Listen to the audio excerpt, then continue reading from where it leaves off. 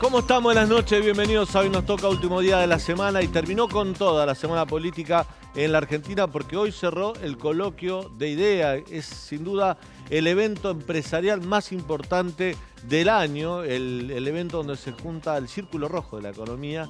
Tienen varios de estos, pero el IDEA es el más importante, es el más destacado. Y lo fue a cerrar Alberto Fernández, el presidente de la Nación. Ahora vamos a hablar un poquito de lo que dijo Alberto Fernández. Déjame venderte el programa. Va a estar con nosotros Roberto García Moritán en un ratito, legislador porteño.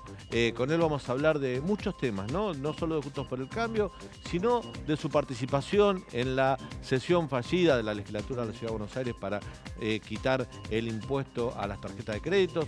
El único representante, digamos, de lo que es la coalición oficialista en la Ciudad de Buenos Aires, que se hizo presente en el recinto, nos va a explicar las razones seguramente. Y vamos a analizar el contexto político con Roberto García Moritán, uno de los dirigentes políticos que han aparecido en los últimos tiempos en la escena política argentina y que más ha crecido, que más expectativas ha creado. Hoy se conoció el dato oficial de inflación de septiembre, lo dio a conocer el INDEC, 6,2%. Algunos esperaban más cercano a 7. 6,2 es cierto. Leandro Dario después nos va a explicar que todavía no están ahí las tarifas reguladas, por ejemplo, el gas, la luz, todos los impuestos que suben por la quita de subsidios. Eso se va a ir viendo más adelante. Algunos desde el gobierno celebraban haber pasado de 7 a 6,2. La verdad que es como celebrar tener 42 grados de fiebre que bajó a 41, más o menos es lo mismo. La situación es muy grave, sobre todo cuando uno tiene en cuenta o anualiza la inflación en algunos productos. Los más perjudicados son los sectores más rezagados socialmente, los más pobres, porque, por ejemplo, alimentos y bebidas subieron un 86% por encima de la inflación anual, que es del 83%. Ni hablar de lo que es indumentarias y calzado, 118% en lo que va del año. Y para los sectores medios también. A ver, en un país donde tenemos la mitad de la Argentina es pobre, donde más de la mitad de los chicos son pobres, seguramente uno podría decir hay que garantizarle la alimentación a toda la población, pero tampoco uno puede soslayar que los sectores medios argentinos, por ejemplo, no pueden ir a comer a un restaurante porque sale un 99% más caro de lo que salía en enero de este año. Es decir, ir a comer a un restaurante en enero de este año, si salía un costo, vamos a subir un plato, 5.000 pesos, eso sale 10.000 ahora, solamente en 9 meses, ¿no? Ni hablar de la gente que tiene que renovar su contrato de alquiler. Prácticamente va a pagar casi el doble de lo que venía pagando en el momento de la renovación por la alta inflación. La inflación se come todo. La inflación se come los salarios, el poder adquisitivo, genera pobres y no le han encontrado la vuelta desde el gobierno. De eso vamos a estar hablando con Leandro Dario. Vamos a analizar qué pasó en el coloquio de IDEA, pero también vamos a analizar estos datos inflacionarios que tanto daño le hacen a la Argentina. De hecho, ayer hubo una reunión en Mar del Plata, una reunión, no cumbre, pero sí de importantes economistas y dirigentes de Juntos por el Cambio, donde prácticamente se habló de esto, ¿no? Primero que ordenar la macroeconomía, decían. También hay que empezar a ordenar el gasto fiscal, hay que empezar a equilibrar el gasto del Estado, hay que hacer un Estado más chico, más eficiente, pero hay que ir contra la inflación. La gente en la calle ve que la inflación se come su poder adquisitivo y antes de hablar de una recuperación económica tenemos que dar el paso previo, que es atacar la inflación. Esto se habló en un apartado de dirigentes Juntos por el Cambio, que estuvo en el coloquio de IDEA, pero que después se reunió aparte en una reunión que contaba muy bien el colega Francisco Juegue en el diario La Nación en el día de ayer. Bien, Alberto Fernández fue a cerrar el coloquio de IDEA y dijo cosas. Yo me voy a quedar con esto porque me da la impresión de que Alberto Fernández tardíamente empezó a mostrar que quiere independizarse de Cristina Kirchner. ¿Cómo es eso? A esta altura del partido, cuando le queda un año y pico de gobierno. ¿Sabe por qué? Porque le pegó debajo del cinturón. Le pegó muy duro a Cristina Kirchner. No es que lo dijo en una entrevista, no es que es un off de récord con un periodista, no es que se lo dijo en una reunión cualquiera de política, se lo dijo cara a cara a los empresarios. Les preguntó, en mi gobierno, y habló de su gobierno, en mi gobierno, ¿alguien les pidió coimas a ustedes para tener una obra pública? Esto lo preguntó en el coloquio de IDEA. En la Argentina, en estos momentos, el kirchnerismo o los gobiernos de Cristina Kirchner están atravesando, la propia Cristina y todo su gabinete de obra pública, Julio De Vido, Abel Fatala, todos, el gabinete de Vialidad Nacional, la gente de obra pública, está procesado, muchos de ellos han estado presos, han tenido prisiones preventivas y otros están atravesando distintos juicios, por ejemplo en la causa de vialidad. Y hay otra causa, que es la causa de los cuadernos de la corrupción, donde hay más de 120 empresarios que están siendo procesados, muchos de ellos colaborando como testigos arrepentidos o testigos colaboradores con la causa, por haber reconocido pagar coimas al gobierno de Cristina Kirchner para poder adjudicarse una licitación de obra pública. ¿Cómo va a reaccionar el kirchnerismo? ¿Cómo va a reaccionar Cristina?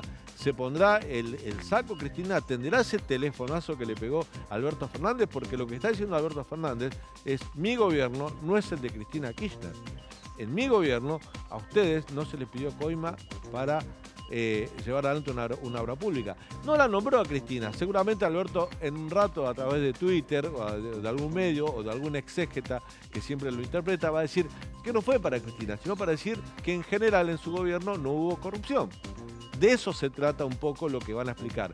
Pero era muy duro, el disparo es certero. Es, perdón por la metáfora, justamente a poco más de un mes del atentado contra Cristina, digo metafóricamente, el disparo verbal fue certero contra Cristina, porque habló de alguna manera de una situación de corrupción existente en gobiernos anteriores. Seguramente lo van a meter a Macri en esto, o van a decir que fue para Macri, pero quienes están atravesando juicios por corrupción en la obra pública es justamente Cristina Fernández de Kirchner y todo su gabinete de obra pública. Además dijo Alberto Fernández, en un momento del cierre: seré un presidente débil, pero yo afronté la pandemia, yo traje vacunas y ahora me estoy bancando las consecuencias de la guerra. A mí me gustaría también señalar que es cierto que fue el presidente de la pandemia y de las vacunas, pero qué mal lo hizo, ¿no? Porque haberlo hecho es como decir: y yo fui a jugar contra el Real Madrid, pero perdí 12-0. O yo fui a jugar al Santiago Bernabéu y desafié al Real Madrid y perdí por goleada. La gestión de Alberto Fernández durante la pandemia fue mala. O sea, no hay otro calificativo para un gobierno que tuvo un acuerdo porque nos tenemos que acordar de todo. Vamos a repasar el acuerdo con Rusia para conseguir las vacunas que nunca terminaron de llegar de la manera que lo dijo Alberto Fernández. En diciembre del 2020 dijo: vamos a tener 20 millones de vacunas, 10 millones de la Sputnik, la primera dosis, antes de enero, 10 millones en marzo. Vamos a tener 14 millones de argentinos vacunados para abril. Todavía no llegaron esa cantidad de vacunas en lo que fue de toda la pandemia. En 2 años nunca llegaron esa cantidad de vacunas. Tuvimos vacunas Pfizer disponibles, no se compraron. Tuvimos el vacunatorio VIP, tuvimos las celebraciones VIP mientras se controlaba el tránsito comunitario para la sociedad. En Olivos había fiestas. Hubo una detención, una parálisis de la economía contrapuesta contra otros ejemplos de otros países del mundo demasiado exagerada. Hubo, por ejemplo, un cese de las actividades educativas, un cierre de las escuelas. Esta ciudad de Buenos Aires, el gobierno de la ciudad de Buenos Aires tuvo que ir a la Corte Suprema de Justicia para que le autorice abrir las escuelas, con un daño, un deterioro en la calidad educativa de nuestros hijos. Es cierto que Alberto Fernández fue el presidente de la pandemia, pero qué mal lo hizo, ¿no? También debemos reparar que no solo hay que estar, sino que estar y hacerlo bien. Si no, no vale la pena destacarse o autoproclamarse como autor de algo que realmente se hizo mal. Dato de color: muchos empresarios, antes de que hablara Alberto Fernández, se retiraron del recinto. No se quedaron a escucharlo. Y esto habla de un desinterés. Ya no es una falta de respeto, ya no se trata de algún tipo de conveniencia política. Hay desinterés por escuchar al gobierno, a un gobierno que aún le queda más de un año de mandato. Hubo desinterés. Y esto también preocupa, porque este año y pico de mandato que le queda al gobierno de Alberto Fernández, hay mucho por hacer y hay mucho tramo por andar y para hacer cosas bien para sacar a la Argentina adelante. Ya está Roberto García Moritán en el piso, quédate con nosotros hasta las 22. Esto Hoy Nos Toca, aquí en el canal de la ciudad. Voy a terminar con los planes sociales en Argentina, de alguna manera, en 4 años no van a crear planes sociales para que la cultura del trabajo y el trabajo sea la variable. El congelamiento, control de precios, que el nombre que le quieras poner, todos sabemos que no es la solución del problema de la inflación. Vuelve a bajar sensiblemente la inflación. No es que mágicamente alguien puede resolver un problema que además es estructural y que lo estamos viendo en todo el mundo, en la Argentina muy agravado. Y lo que nos hemos planteado es un camino de recorrido descendente, paulatino, serio. Está claro, hay un problema muy serio, el problema de la inflación. Tenemos que combatirlo, es un problema enorme. Es un problema que viene de la Argentina de muchos años. No es un problema que se generó con nosotros.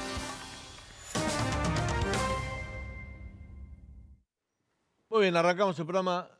¿Cómo estás, Daniel? ¿Cómo te va? 6,2 la inflación de septiembre. 6,2 la inflación de septiembre y es un dato que preocupa porque no están computados la quita de subsidios en electricidad, en agua y en gas. ¿Eso qué significa? Que lo que menos aumentó fueron justamente precios regulados de la economía. Y eso significa que cuando se aplique la quita de subsidios vamos a tener una inflación más alta. ¿Cuándo va a ser eso? A partir de octubre, supuestamente. Es decir, la inflación de octubre seguramente y la de noviembre sean más altas que la de septiembre. Tenés mucha información de lo que pasó en el coloquio de IDEA. Dato curioso, pero también importante. Se fue mucha gente antes de que hablara el presidente, ¿no? Sí, empresarios. Vos sabés que durante la tarde, a eso de las 3, 4 de la tarde, empezaron a irse del Sheraton Mar del Plata, que era la sede del coloquio de IDEA, los principales CEOs de las empresas nacionales y multinacionales de la Argentina, y el comentario era medio entre, ya no es frialdad, es como desinterés, indiferencia, y hasta, la verdad, sin ganas de escucharlo a un presidente al que perciben como un pato rengo. Recordá que se le dice pato rengo a aquel presidente que no puede optar por la reelección. Bueno, Alberto Fernández puede optar por la reelección, pero ningún empresario importante, ningún CEO de la Argentina cree que tiene chance de retener el poder. Bueno, muy bien. Todos estos temas y otros más los vamos a hablar con el siguiente invitado. Se trata de Roberto García Moritán, legislador porteño por Republicanos Unidos en Vamos Juntos. Es economista, emprendedor gastronómico y fundador de la ONG Asocia. Roberto, buenas noches y bienvenido. Daniel, ¿cómo estás? Gracias por invitarme. No, gracias a vos por venir. Bueno, te tengo que arranquemos por esta pregunta. Fuiste el único legislador de la coalición oficialista del gobierno que tiene a Horacio Rodríguez Larreta en el poder, que fue a la sesión, a dar curso a la sesión para quitar el impuesto a las tarjetas de crédito. Junto a Marina Quinás. Somos un bloque de dos Republicanos sí. Unidos. Sí. ¿Por qué? Bueno, porque es en lo que creemos, esencialmente. Este impuesto se creó porque le habían quitado parte de la coparticipación a la Ciudad de Buenos Aires también, ¿no? Vamos a arrancar por el principio y primero voy a hacer foco en ese porqué con mayor profundidad. Nosotros competimos por nuestras bancas. Tenemos una interna, sacamos el 23 de la interna y tenemos 2 diputados hoy por hoy. Conformamos un interbloque donde tenemos un montón de miradas común, sobre todo la idea de que tenemos que ganarle al kirchnerismo en el 23 por sobre todas las cosas. Pero nosotros no gobernamos, no somos parte del Ejecutivo. No tenemos la responsabilidad por ahí institucional que sí tiene el radicalismo, la coalición cívica, que tienen ministros, no sé bien cómo es la alianza interna, pero vienen gobernando hace mucho tiempo juntos. Con lo cual nosotros no tenemos otra alternativa que, por supuesto, siendo muy responsables, que defender las ideas de la razón por la cual estamos en la política. Yo vine a la política a cambiar las cosas. No vine a hablarle a los políticos y hacer tranza de políticos.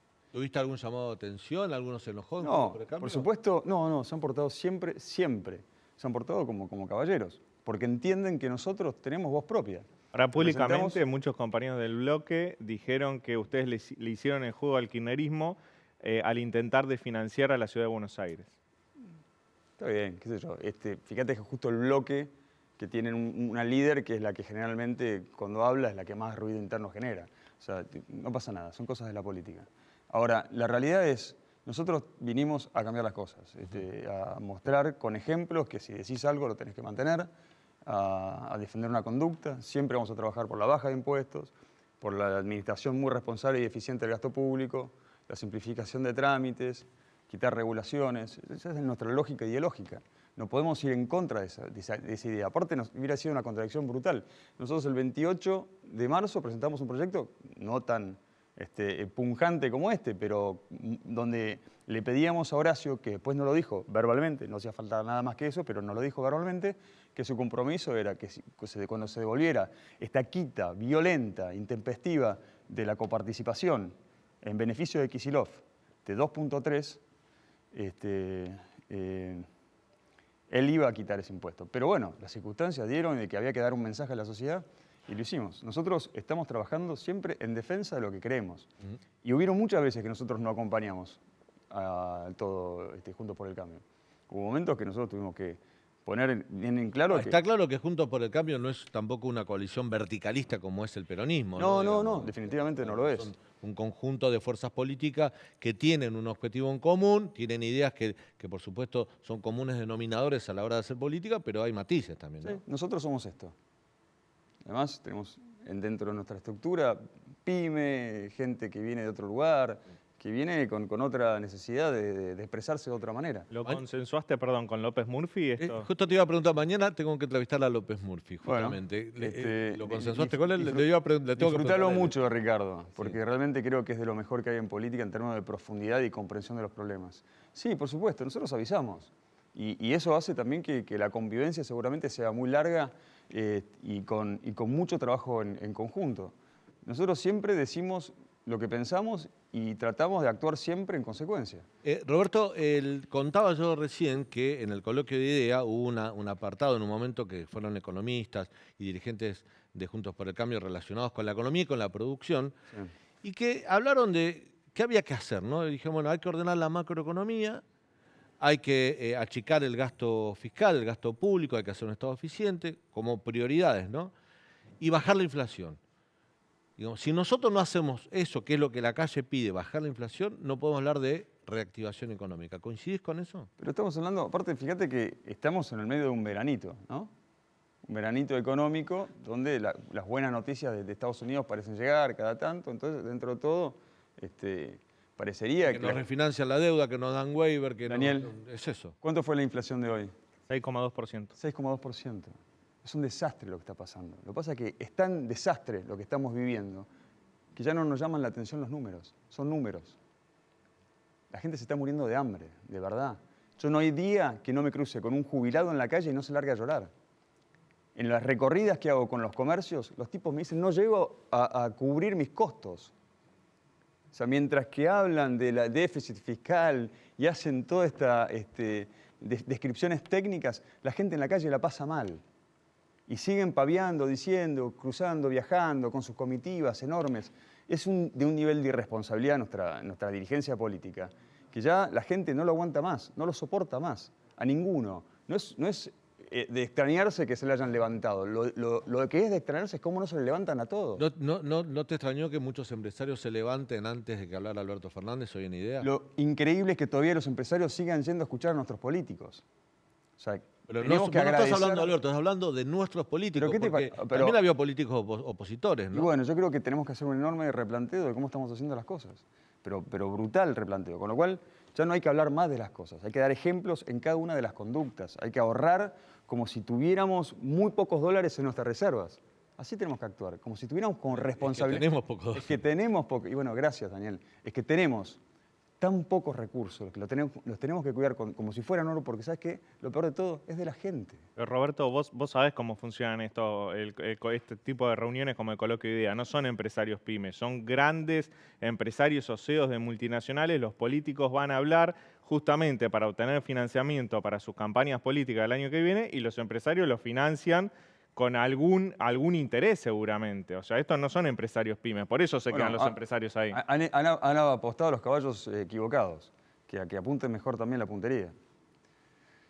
Salvo que no les importe nada el país. ¿Hay responsabilidad también en los empresarios que estaban de este lado escuchando? Sí, hoy en este desorden económico. Es que vos no podés llegar a este nivel de degradación de valores, a este nivel de degradación estructural, cultural, político y social, si no tenés un poco de complicidad de todo. Porque en general, viste, salvo el peronismo o algún sector de la izquierda, en general siempre se responsabiliza mucho más, por ejemplo, a los dirigentes gremiales que toman fábricas, que cortan calle. Pero ¿sabes qué pasa? La diferencia pero, es... digamos, perdóname, pero de este lado, del no peronismo, se habla poco de la responsabilidad empresarial. Pero, Algunos dirigentes. sí, hay responsabilidad, pero es una responsabilidad que dentro de lo que es el mapa de responsabilidades es muy chiquita. Hay responsabilidad, sí, pero para entender cómo se resuelven los problemas, lo primero que tenés que entender es que el privado siempre va a tratar de maximizar sus oportunidades. Sí. O sea, él va a agarrar mientras que vos le vayas cediendo también. Entonces sí, han avanzado mucho, algunos sí, es verdad. Ahora, tenemos un Estado tan corrupto, tan ausente, tan negligente, tan ineficiente, que si esto no pasaba hubiera sido muy extraño. Es propio del sector privado en cualquier lugar del mundo, no es que pasa en Argentina. ¿Sabes por qué te digo esto, Roberto? Porque vos tomás la causa, recién hablaba yo en mi comentario editorial de la causa Cuadernos, ¿no? Es cierto lo que la justicia tiene, de hecho todavía no comenzó el juicio, pero en la etapa de instrucción, tiene procesados 120 empresarios que reconocen haber pagado coima para tener obra pública. Hay funcionarios políticos que cobraron esas coimas y por supuesto están siendo demandados. Pero también hubo empresarios que la pagaron. Sí, obvio. Son corresponsables también. Pero a ver, yo no conozco lo suficiente como para decir en qué países hay o no corrupción. No puedo hablar de forma absoluta en nadie en especial.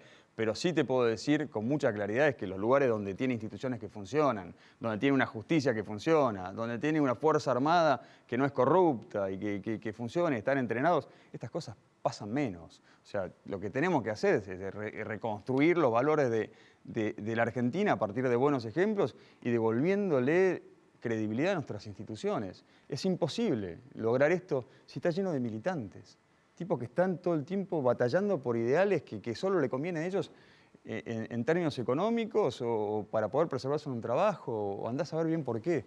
Pero la Argentina, independientemente de que sean buenas las causas y nobles y sea una ideología equivocada, pero con buenas intenciones, ya está, no funcionó. Tenemos hambre, hay que avanzar, ya está. Lo que hicieron no funcionó. Hace 10 años que no se genera un puesto más de trabajo privado, todo es público. Y cada vez que vos generás un puesto público, hay un privado que lo está pagando. O sea, tenemos que ser más agradecidos, como lo de los chicos en las escuelas. Si supieran el sacrificio que hacemos para que los chicos vayan a la escuela pública, y somos orgullosos de nuestra escuela pública, pero si supieran el esfuerzo que hacemos la clase media, la pyme, para que haya universidades públicas, escuelas públicas, como para que los chicos te la corten, después de 2 años sin estudiarse, con los niveles educativos peores, con los peores registros de la historia, ¿no deberían redoblar el esfuerzo, ser un poco más agradecidos y después cortarle la quinta a Fernández si quieren protestar? Me parece que estamos tan confundidos, tan dolidos, tan lastimados, que tomamos siempre las decisiones en relación y en el camino equivocado. A mí me parece que si no empezamos a pensar con racionalidad, vamos a terminar muy mal. Roberto, con respecto a los datos de inflación, el rubro que más aumentó estos últimos 12 meses es textiles, prendas de vestir y calzado, 118%. El segundo rubro es hoteles y restaurantes con 99% de aumento en los últimos 12 meses. Vos sos empresario gastronómico.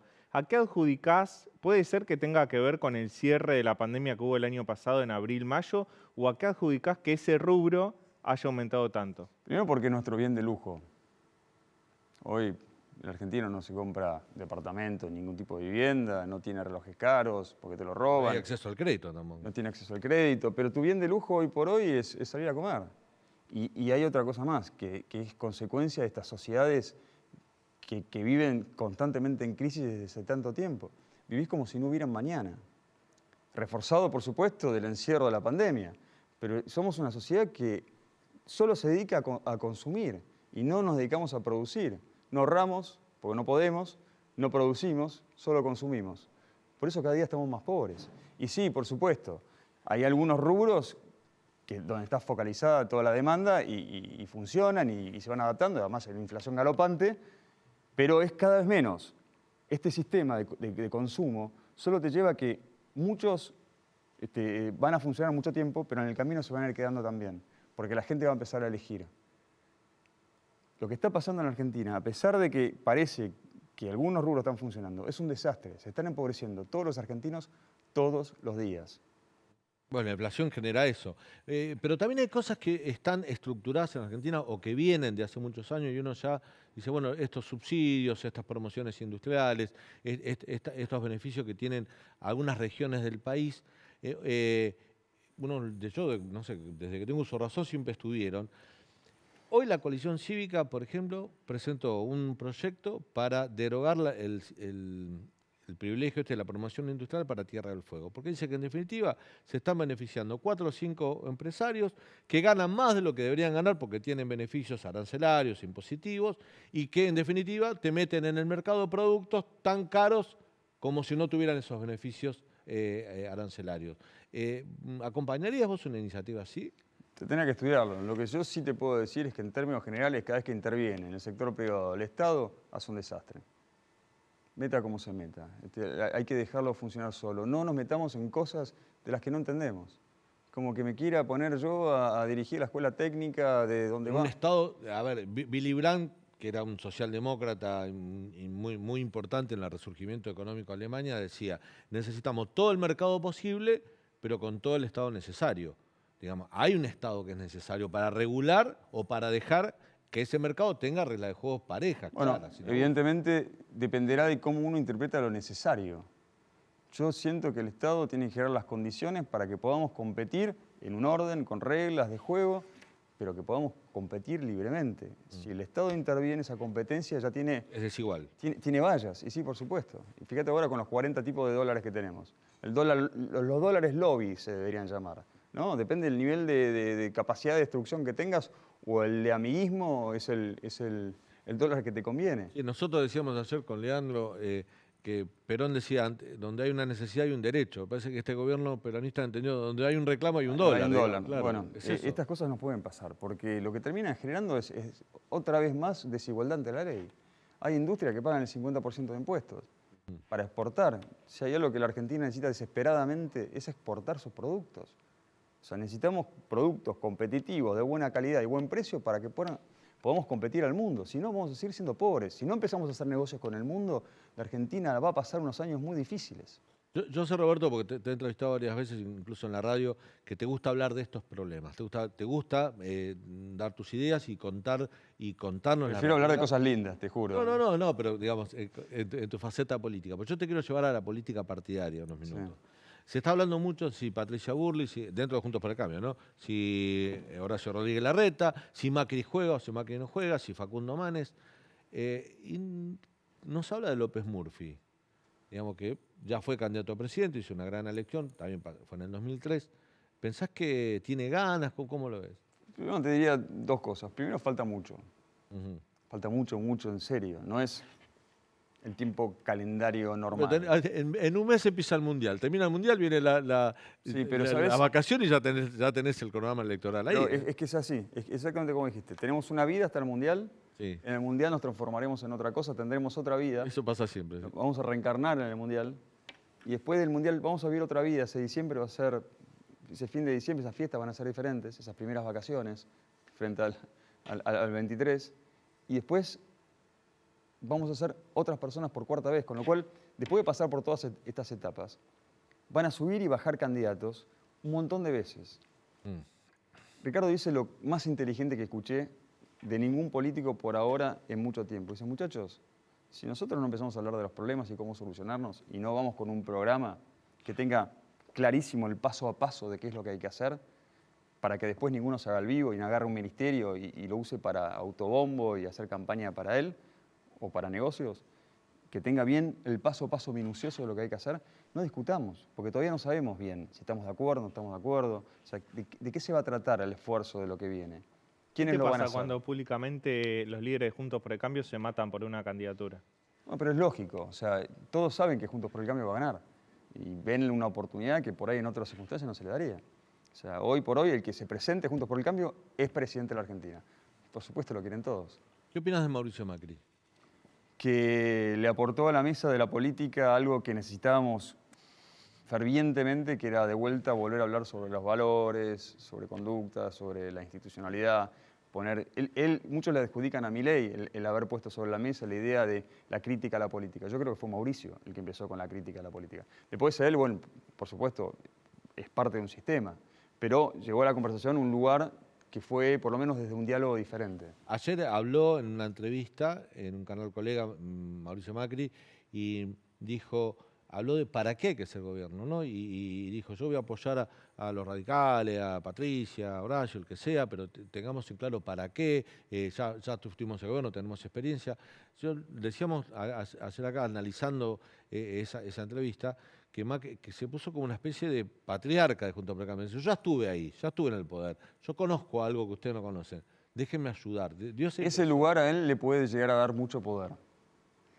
Mi sensación, Mauricio Macri puede tener mucho más poder en ese lugar que como presidente. Como presidente arriesga mucho también. Que ese lugar es el lugar de elector de ese lugar de tipo con el martillo, ¿no? Me parece que ese lugar a él le puede sentar muy bien. Y después, en este camino de reconstrucción de absolutamente todo lo que necesita la Argentina, él también puede jugar un poco de representante argentino frente al mundo. No te voy a decir canciller, pero yo lo veo en un rol así. Y no porque él baje, sino porque es fundamental. Yo te lo digo hasta con envidia, ¿no? Uno ve países, nos vamos a hablar de países europeos, países vecinos. En Chile, por ejemplo, Michelle Bachelet es una expresidenta con mucho prestigio. Hoy preside una comisión de investigación de violaciones a los derechos humanos en Naciones Unidas. Ricardo Lagos se fue de la presidencia como un estadista que era consultado por distintos gobiernos, como un tipo de dar charlas. Sanguinetti en Uruguay, uno de los intelectuales más importantes que ha dado la política rioplatense. Fernando Enrique Cardoso en Brasil. Digo, ¿por qué nuestros expresidentes no pueden ocupar ese lugar? Primero porque creo que hay dos problemas. Primero es la persecución política, ¿no? Hay un momento donde no es como otros países del mundo que son 2 veces presidentes y después se convierten en figuras importantes, institucionales, que representan valores y solo le conviene a todos, además, que represente prestigio. Son expresidentes de sus países, ¿no? Gente muy prestigiosa, aún conociendo por ahí intimidades, pero a todos les conviene que esa figura se mantenga en lo alto. Ahora, acá en Argentina, las causas judiciales hacen que todos después tengan que estar de alguna manera vinculados o amenazados. O sea, pasás por el poder y tenés que ir a Comodoro Pi. Y Cristina sigue y va seguramente ocupando cargos, va a estar ocupando cargos para siempre. O sea, si hubiera una manera de reglamentar que son 8 años y nada más, yo creo que se podría terminar muchos de los problemas también, porque se irían y nadie los perseguiría, ¿no? ¿Crees que Cristina es perseguida por la justicia? No. Yo creo que Cristina es corrupta y le ha hecho mucho daño en la Argentina. De hecho, creo que el principal motivo por el cual estamos en Juntos por el Cambio todos juntos es justamente Cristina, ¿no? Nosotros estamos en Juntos por el Cambio porque creemos que es la mejor herramienta para terminar con el kirchnerismo. Pero yo creo que independientemente de no llevar una idea de forma lineal a la otra, limitar que después de una reelección no puedan ocupar más cargos los presidentes, me parece que puede ser sano. ¿Puede en ese contexto puede haber espacio para dialogar con ese sector, para tener algún tipo de política en común, política de Estado? ¿Con qué sector? ¿Con el kirchnerismo, con el peronismo? Yo creo que, bueno, el peronismo es otra cosa. Una cosa hoy se columna todo detrás de Cristina. Yo no lo creo. ¿Quién asoma? Eso lo veremos en las elecciones. Ahí, en las elecciones que vengan vamos a ver realmente de qué está hecho el peronismo argentino. Si quedan esos peronistas de verdad, federales, laburantes, defensores del laburante. Si se encolumna detrás de Cristina, será no solamente el fin del kirchnerismo, sino el fin del peronismo también. La última, Roberto, te pregunté por Macri, te pregunté por todos los candidatos del peronismo, Cristina, y el futuro de la política, o el futuro político de ellos. ¿Y de Roberto García Moritán qué? Yo quiero ser parte de ese equipo. Viste que te decía de las fichas, donde Ricardo planteaba cuál es el mapa. Sí. Poneme en alguna de esas fichas. Yo quiero ser parte del cambio. ¿Qué tenés para aportar? Y mucha valentía y compromiso. ¿Hay espacio para que dentro de Juntos por el Cambio te sentís escuchado? Sí, cada vez más. ¿Sí? Sí. ¿Sentís que, digamos, bueno, no te voy a preguntar esto porque sería apelar a tu vanidad. Dije, fíjate que te vengo respondiendo que estás creciendo dentro de Juntos por el Cambio, sería la pregunta. Uno te nota con mucha exposición pública. Sí, ahí está el tema. Sí, vengo creciendo mucho, pero con la gente. O sea, el reconocimiento de verdad está en la calle y yo creo que se está empezando a sentir. Sí, es verdad. Roberto, gracias. Gracias por tu visita. Gracias. Vamos a ir al primer corte, hoy nos toca, y volvemos y analizamos el coloquio de idea, inflación. Mucha información tenemos con Leandro Dario para darte. Hasta las 10 de la noche. Dale, quédate.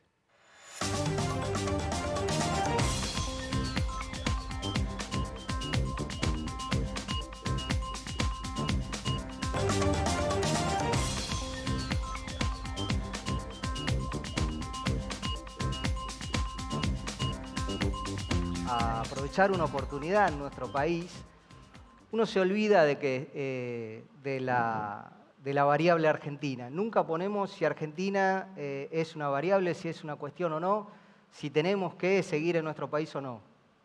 Es un dado, es un hecho. Objetivamente en la Argentina hay oportunidades fantásticas de crecer en nuestra industria, en la del oil and gas, en la de la energía, y eso es objetivo. El mundo hoy está cambiando y está demandando exactamente las cosas que producimos o que podemos producir en la Argentina. Esa es una oportunidad que no podemos perder. Cosas que sí se podrían estar haciendo rápidamente para seguir facilitando las exportaciones, que independientemente que es un mundo súper complejo y competitivo, está claro que hay oportunidades que hoy a veces las hacemos más difíciles de tomar. Integrados al mundo, o sea, si no estamos integrados al mundo no existe ningún ejemplo. ¿Por qué nosotros vamos a hacer la única maravilla? O sea, que en esto está claro que es integrados al mundo. Vos hablaste de inserción en el mundo.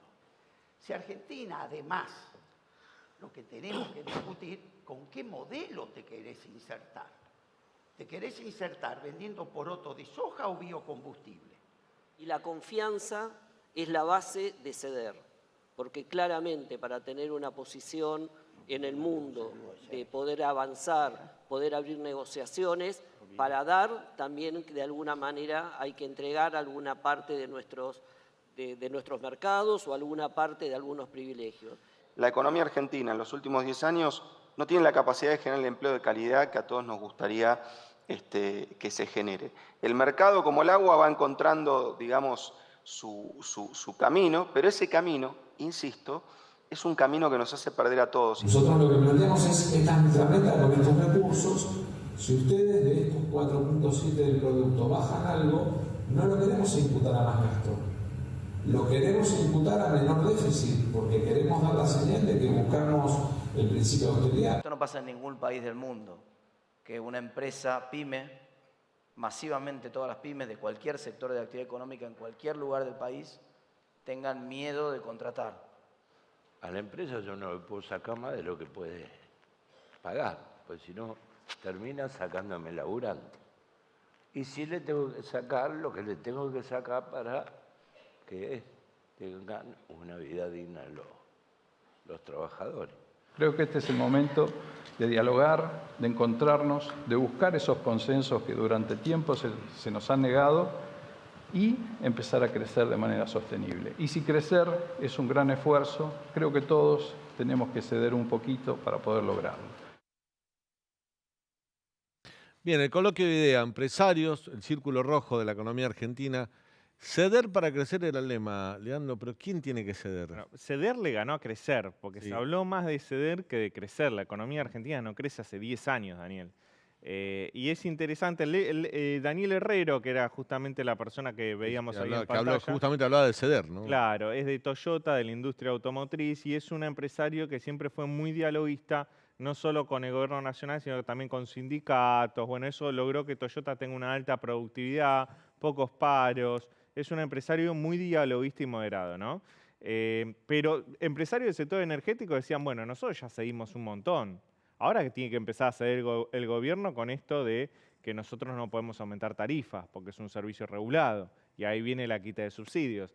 Te puedo decir que hubo más interés dentro de los empresarios por escuchar a dirigentes de la oposición. Estuvo Horacio Rodríguez Larreta, estuvo Morales, los gobernadores de la oposición, estuvo Patricia Bullrich, que tuvo una reunión, un almuerzo con muchos empresarios, y también estuvo Javier Milei. Lo que cuentan las fuentes que participaban del evento es que Javier Milei tuvo una reunión masiva con un montón de empresarios, pues fue una reunión incómoda, porque cuando los empresarios empezaron a hacerle preguntas sobre su plan de gobierno, él se puso nervioso. Que a Patricia Bullrich, por ejemplo, se la vio más cómoda con los empresarios.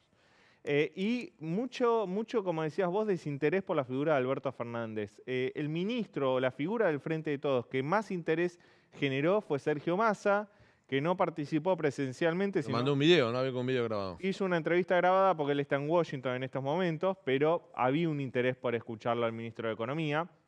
No así por Alberto Fernández. O sea, había chistes dentro de los empresarios y CEOs diciendo, ¿te vas después del almuerzo? Sí, ja, ja, ja, ja. Tengo cosas que hacer, tengo actividades de mi hijo. no creo que diga nada que genere rebote. Estas son algunas frases en off que dijeron los empresarios en el coloquio de idea en el Sheraton de Mar del Plata sobre la figura de Alberto Fernández. Vos mirá que ya no es frialdad, ya no es enemistad, es directamente indiferencia. Fue de Mendiguren, que es ministro de Producción, un hombre, bueno, uno puede decir cercano a Alberto Fernández. Sergio Massa participó con esta entrevista. Estaba invitado Guado de Pedro, ministro de Interior, kirchnerista, del riñón de Cristina, pero no fue.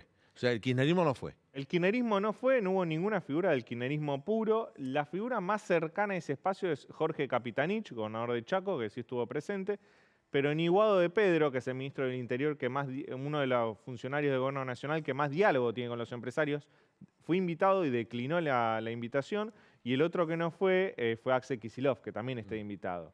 Decidió no participar. Bueno, es un gesto también del kirchnerismo a los empresarios, ¿no? Bueno, yo decía cuando comenzaba el programa que había, cuando Alberto habló, dijo, en mi gobierno nadie les pidió coima para tener una licitación de ser proveedores del Estado, en un contexto donde Cristina está atravesando distintos juicios, uno que ya tiene pedido de condena de la Fiscalía, que es el de la causa vialidad, pero también está la causa de Cuaderno, que todavía no fue a juicio oral, pero en la etapa de instrucción hay más de 120 empresarios procesados por haber reconocido haber pagado coima.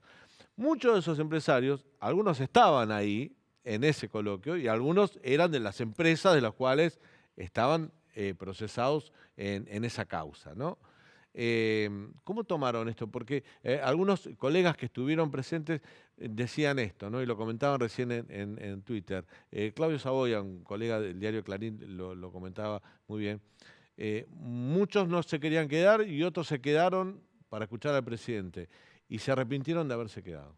Sí, no gustó eso que dijo Alberto Fernández. Recordemos, Alberto Fernández criticó a Cristina diciendo, en mi gobierno no les pedí un centavo por hacer obra pública, sí. En mi gobierno no les mandé la FIP, en mi gobierno no se los espió. Y esa última crítica fue más a Mauricio Macri, ¿no? Y eso no gustó entre los empresarios. Agustín Jamele, periodista de Forza, escribió una muy buena crónica en la cual cita en off a una empresaria diciendo, cuando sale del auditorio, diciendo, ¿qué le pasa a este? ¿Le tenemos que agradecer que no nos está espiando? O sea, no gustaron las palabras de Alberto Fernández. Claro, o sea, agradézcanme que yo no les pido coima, ni los espío, ni les mando la FIP. Claro. Ese es el mensaje que dio Alberto Fernández. Ese es el mensaje y pareció un Alberto Fernández que lanzó tardíamente un albertismo. Hay que ver si el albertismo llega a las elecciones o ya está muerto, porque no lo hizo a tiempo, o sea, no se despegó a tiempo de la vicepresidenta. Lo hace en este auditorio frente a empresarios, pero justamente lo hace diciéndole a los empresarios que, como decías vos, muchos de ellos pagaron coimas. Con lo cual, del otro lado, no solo tiene víctimas, tiene cómplices también. Claro, por supuesto, si él está acusando de nadie les pidió coima, pero muchos de los que estaban ahí se pueden sentir aludidos. Algunos la pagaron, y claro, sus empresas la pagaron. Exacto, ¿no? Exacto. ¿Qué dejó entonces el coloquio de idea? A mí me deja, yo no tengo una agenda económica como la que manejás vos, que sos especialista en el tema, pero tengo agenda política. Para mí va a haber repercusiones dentro del Frente de Todos, sobre todo en el kirchnerismo, por lo que dijo Alberto, respecto a esto de yo no mandé la FIP ni les pedí coima. Eso es un llamado o, un mensaje para Cristina Kirchner. Mañana la van a dibujar, no, fue para Macri. No, lo quiso decir por el gobierno de Juntos por el Cambio o de Cambiemos. No lo dijo por Cristina. Va a haber exégetas que van a tratar de ablandar la situación para no descomponer el lesionado, la lesionada unidad que tiene el Frente de Todos. Pero la que está atravesando juicios por corrupción en la obra pública y por pedido de coima es Cristina y funcionarios de su gobierno. Totalmente, Daniel, eso es clarísimo. Y lo otro que deja tal vez es que es muy claro que el Círculo Rojo, los principales empresarios de la Argentina, tienen mucho más interés por escuchar cuáles van a ser las propuestas económicas de Juntos por el Cambio que por seguir dialogando con este gobierno que le quedan. ¿Esto es lo que dejó para vos el coloquio de ideas? Sí, me parece que eso fue lo fundamental, el interés por escuchar a Patricia Bullrich, por escuchar a Horacio Rodríguez Larreta, por escuchar a Javier Milei también. Es mucho más grande que seguir el diálogo con un gobierno que está de salida, que le quedan 14 meses de gestión y que en el medio de esos 14 meses hay unas PASO que seguramente van a tener un impacto no solo político, sino también económico. Acordate que tanto en 2015 como en 2019, en situaciones inversas, en 2015 la expectativa de los mercados y de los empresarios fue muy positiva tras las PASO, y en 2019 los mercados se cayeron cuando Macri pierde las PASO frente a Alberto Fernández. Es decir, a este gobierno los empresarios sienten que le queda poco y entonces empiezan a escuchar a los líderes de la oposición. La última, Leandro, respecto a ideas. Está claro que el mensaje quedó. Es más interesante para estos empresarios escuchar a la oposición o a todo el arco opositor que al oficialismo, al cual no le ven futuro. Pero a Sergio Massa tampoco les interesó. ¿Lo que dijo Massa dijo algo relevante? Bueno, había interés por Massa, había interés justamente de las empresas energéticas por esta quita de subsidios y aumento de tarifas, había interés de muchas empresas del agro, de minería, porque son los sectores que Massa más está empujando, la industria del conocimiento. Ahí había cierto interés. Pero no es lo mismo que los candidatos de Juntos por el Cambio, porque Massa es el que va a administrar de acá hasta el año que viene que llega la elección la economía, pero sienten que los que pueden llegar a definir la situación del futuro son justamente los dirigentes de Juntos por el Cambio, a los que se les acercan, a los que empiezan a dialogar, a tantear. Y también esto que yo decía en el bloque anterior, estas reuniones son básicamente para los políticos para obtener financiamiento para las campañas. Claro. Y para los empresarios para arrancarle compromisos. Bueno, entre lo que se dice y lo que se logra hacer en el gobierno siempre hay un largo trecho. Pero si querés marcar las diferencias entre lo que piensan respecto a la producción y a la relación con el mundo empresario, hay que tomar en cuenta el contrapunto, el encono que hubo entre de Mendiguren y Dante Sica. Así es. Ahí quedó claro qué piensa cada uno de los sectores. Y fue aplaudido Dante Sica en ese encono. Claro. Por la platea de empresarios, o sea, los empresarios se pusieron del lado de Dante Sica. Fue un debate picante ahí, ¿no? Entre el actual ministro de Producción y el ex ministro de Producción. Así es. Bueno, breve corte, muy chiquito, y a la vuelta hablamos de inflación, 6,2, hablamos de cuántos y qué tipos de productos subieron más que el 6,2. Ya volvemos.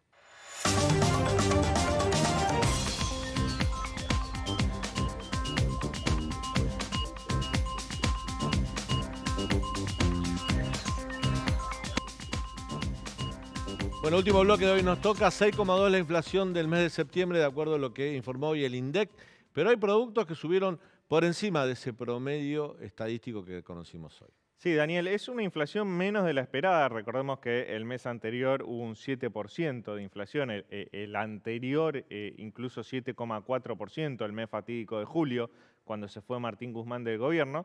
Esta vez fue 6,2%, pero tiene una explicación eso. Acá estamos viendo en pantalla, 6,2 es el mensual, 6,66% es el acumulado en lo que va del año, es decir, ahí lo estamos viendo, desde enero hasta septiembre hubo un acumulado de 66,1%, y el interanual, que son los últimos 12 meses, 83% y acelerando, ¿no? Vamos a un escenario de 2022 superior al 100%.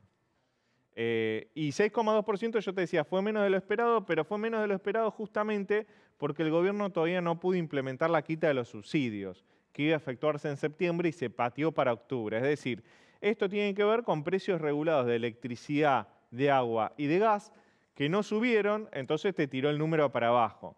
Pero eso es un mal dato para el futuro porque eso te indica que cuando se implemente la quita de subsidios, posiblemente en este mes, en octubre o en noviembre, la inflación va a ser superior al 6,2% seguramente. Entonces ya tenés un piso del 6% y el techo 7 y pico por ciento mensual anualizado te da una inflación superior al 100%. Vamos a ver los rubros que más aumentaron.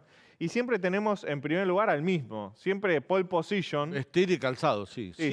Y además el interanual de este rubro es 118%. O el anual. Sí, ese es el interanual. El interanual, 118%. 118%. Es una barbaridad, 10,6%. Y generalmente prendas de vestir, textiles, es un rubro que es estacional. Te dicen, bueno, sale la colección primavera-verano, entonces este mes va a aumentar más. Pero lo que está pasando en Argentina es que todos los meses es el rubro que más aumenta. Sí. O sea, ya dejó de ser estacional esto, Daniel. Bebidas alcohólicas y tabaco, 9,4%. También alto, más Hubo un alto. aumento de cigarrillos en septiembre. Sí. Eso tiene que ver. Bienes y servicios, 6,8%. Alimentos y bebidas no alcohólicas, 6,7%. Y esto preocupa. Medio punto sobre encima del promedio, alimentos y bebidas. Este es el rubro que más afecta a los sectores más rezagados. ¿Sí? Por eso preocupa mucho, digamos. Justamente la base de sustentación del Frente de Todos, en gran medida, es la más golpeada cuando sube alimentos y bebidas no alcohólicas. Vamos a ver la evolución de la inflación en 2022 y ahí te quiero marcar cómo se ha acelerado en el segundo semestre del año. En junio, antes de la renuncia de Guzmán, tenías una inflación del 5,3%. Sí. Renuncia a Guzmán en julio, pasamos 3 semanas con Batakis en el Ministerio de Economía y 7,4%, se dispara. Es el mes que tuvimos inflación más alta del año. Sí. En agosto un 7% y en septiembre un 6,2%. Bueno, hoy incluso lo sugirió Massa, no dijo estoy feliz, pero dijo el segundo mes consecutivo que baja la inflación. En algunos sectores, algunos dirigentes del kirchnerismo se animaron no a celebrar, pero a resaltar que la inflación ha bajado un poco. Sí, el problema que tenés es que si tu piso es el 6,2% o el 6%, es un piso altísimo. Y vos fijate, yo te estoy marcando que en el segundo semestre es cuando se acelera la inflación. Julio, agosto, septiembre son meses de inflación más alta que los previos y eso te da un escenario de inercia inflacionaria para octubre, noviembre y diciembre muy alto.